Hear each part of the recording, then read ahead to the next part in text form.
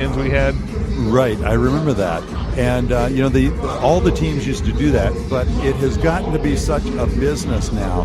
And it became a problem with people using, just putting out jerseys that they were supposed to be game used, and then it turned out they weren't. And they've really started controlling what happens with all that stuff now. Well, yeah, it's hard to verify. We used to get the certificates of authenticity from the team, and we would accompany those with the jerseys. Plus, they had a different tag on them. When they were game worn, you had a different tag, but then I guess you could fabricate that tag.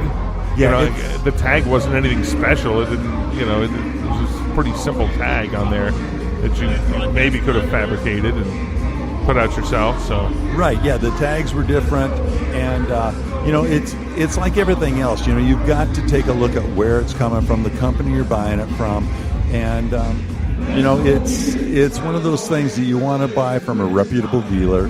You want to make sure that it's got the correct paperwork, that it's just not from ABC down the street. And it's like everything else. You want to know who you're buying from, where it's coming from, and do some research. Just don't buy from anywhere. Take a look at where it's coming from, who it's coming from, and know a little something about it. Do some research before you go out and spend. Because if it's a good player, you're going to spend $2, $3, $4, up to $5,000 or more. I know Steiner Sports is still doing. They have the Yankees, the Cowboys. Are they pretty reputable? I don't know if you've got a history with them or if you work with them. I would imagine you've crossed paths at some point.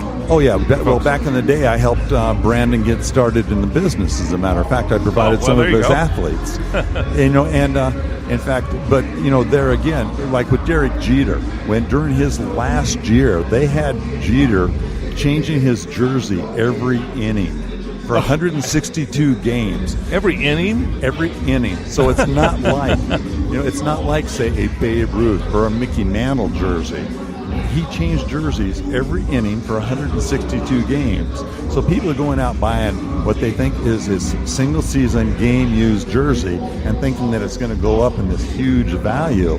And it's 162 times 9, whatever that ends up being. Yeah. Okay. Well, 1,500 jerseys. Well, he wore one out onto the field and then changed it, and then he wore one back in to go up to bat. Oh, okay then. So that's 162 times, 9 times 2. Okay. Yeah. So that's nuts. Yeah. And it's not going to have, but that's marketing. That's right. Just marketing. And Brandon is Brandon is a smart marketer. So, but. It's like everything else. It's you buy it. You should buy memorabilia because you like it. Don't buy it because it's for value. Yeah, don't buy it because you think, this is going to go up in value. In 10 years, I'm going to spend $500 now. It's going to be $1,000 down the road. Got somebody with a Puerto Rican flag here that says Raiders on it. Okay, so he's just folding up right there in front of us. So Puerto Rican flag with Raider Nation. And with Raider Nation on it.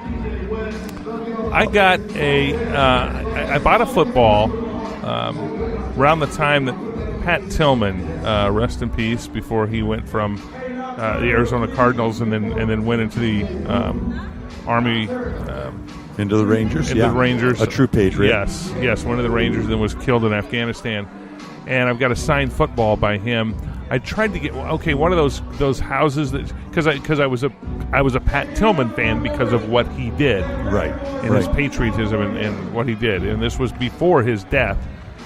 So I've still got the football, and I had a place try to authenticate it, and they came back and said they couldn't authenticate it. But then I don't know if I could trust the houses. Whether they who can you trust? I don't know if they know. They can't tell for sure. Well, that is a problem because you got PSA, JSA are the two big houses that authenticate. I think this was PSA. But you're absolutely right because I've dealt with them, and I've been doing this since 1984. And you send stuff in, and they've got guys that look at it in a book or on their computer, and they match your autograph up against what they have examples of, and they're not handwriting experts. They're just looking at examples. And, I've had stuff that I've done the signings myself. I send it in, and they send it back saying, in our opinion, we cannot authenticate this. Well, I watched it being signed myself. You were there. Yeah, I was there. And they go, well, we can't authenticate it because we don't have an example of it. And in the other example, I've had them, because, I've represented a number of different athletes. Well, some of the athletes, when the stuff gets sent in, what we call mail order, right, their secretaries will sign for them. In fact, about 95% of the stuff that gets mail ordered in is signed by the secretary. Well, there was one very famous athlete that I have represented in the past. All of his stuff was signed by his secretary, and you can tell that the autograph is completely different from the athlete. So it wasn't even close. No, I can within 1 second I can put their autographs. If you give me 10 of them, 10 autographs, 5 signed by the secretary and 5 by the athlete, I can immediately pick out the 5 by the secretary. Right. But to this day, PSA and JSA still authenticate the secretarial. Oh, so that tells you that. And I have tried to explain to them, I said, this is the secretarial, this is how you tell. But to this day, they will still authenticate the secretarial autograph. So they ain't the Bible. They ain't the Bible. So how do you know, as a memorabilia dealer, I mean, how do you know, besides that you were there and you saw the person sign it, which you use photo evidence for that sort of stuff too, I assume. How do you know? I'm sure you've been ripped off before by somebody who said this was a real Mickey Mantle and it wasn't, or pick your player. Oh yeah, I mean, I have bought stuff. Well, that because like I said, I've been in the business a long time. There are secrets to each athlete's autograph. Joe DiMaggio. Let me give you an example. Joe DiMaggio used to sign his J's backwards. Instead, where we go over the top on a J, he would go the down from the bottom first and up over the top. And if you look at the ink flow, that's how a handwriting expert can tell a Joe DiMaggio. One of the things that we look for is in the ink flow. So we can tell it, because most forgers, a common forger will not know that. So if somebody tries to forge a DiMaggio, they usually sign the J the wrong direction, and we can tell by the ink flow. And so that's one of the things that we look for is in the J. Same thing with Jerry Rice. Now Jerry Rice was raised in the South, and when he writes he'll write Jerry Rice, but when he makes his number 80, we all make an 8 up over the top and around. Well, Jerry Rice was raised in the South, where you come just down, up, and over the top on an 8. I didn't know that. And that's one of the things we look for. Okay, somebody wants to buy a helmet, it looks like. Go ahead if you got... Okay, he's making a deal with a helmet right now. No, that's fine. That's fine. Hey, we're doing a podcast. So, Bruce, what's up, man? So, Raiders fan wants to buy one of those. No, they are sort of cool looking. These black helmets. Okay, they're just flat black helmets with the Raiders shield on the side. Raiders fan, yeah, that's one you got to get. And this was a replica helmet. I think he said $40 for the small ones. The mini helmets, $150 for the big ones, something like that. But this place is cranking up right now. Raiders fans here, hanging out, having fun, enjoying this event here, which is we're coming to you. This is the Vegas Sportscast with Bruce Vermong. I'm Ron Futrell. And the Vegas Sportscast, we talk about anything and everything in the world of sports, basically, in Vegas, mainly with a Vegas twist. And there's a lot of stuff happening here in Vegas that we can talk about now. We are at the Westgate in Las Vegas, just off of Paradise, near the Convention Center, just off the Strip. Used to be the International Hotel, used to be now it's Westgate. The Las Vegas Hilton is what you probably remember when Elvis was here. It was the International, and then later the Hilton. So this is where we're at in the convention area, where a Raiders convention is going on, and that's why the noise is happening behind us, sometimes louder, sometimes quieter, but it's all noisy. It's Raiders convention, okay? That's what you get when you're going to be here, and it's cranking up. A few more people coming in here. Got food, fun, friends, and good times here. By the way, tell a friend. You can listen to the Vegas Sportscast. A number of different areas. We're on iTunes. We're on iHeartRadio. You can go to my website, ronfutrell.com, and you can listen to it there. But please download it. Tell a friend. We're talking about anything and everything in the world of sports here that has to do with Las Vegas. By the way, Vegas has one of the top high school football teams in the country. Bishop Gorman High School, southwest part of town, is where they're at now, the Summerlin area. And Bishop Gorman lost to Mater Dei in California. This was number 1 against number 2. Gorman was ranked number 2 in the nation, a 55-game win streak before last night's game, and they went down and lost a close one. They came back. I think it was 35-28. It lost by a touchdown. Either way, to Mater Dei, number 1 in the nation, the Monarchs are, but the Bishop Gorman Gales fell a little bit short, coached by Kenny Sanchez. Oh, by the way, the quarterback for Gorman is going to UCLA. The quarterback for Mater Dei going to USC. So these two guys are going to have some more battles against each other down the road, certainly. And if they go on to the NFL, hey, who knows? But they'll have that gets to contend with in the Pac-12 in the future.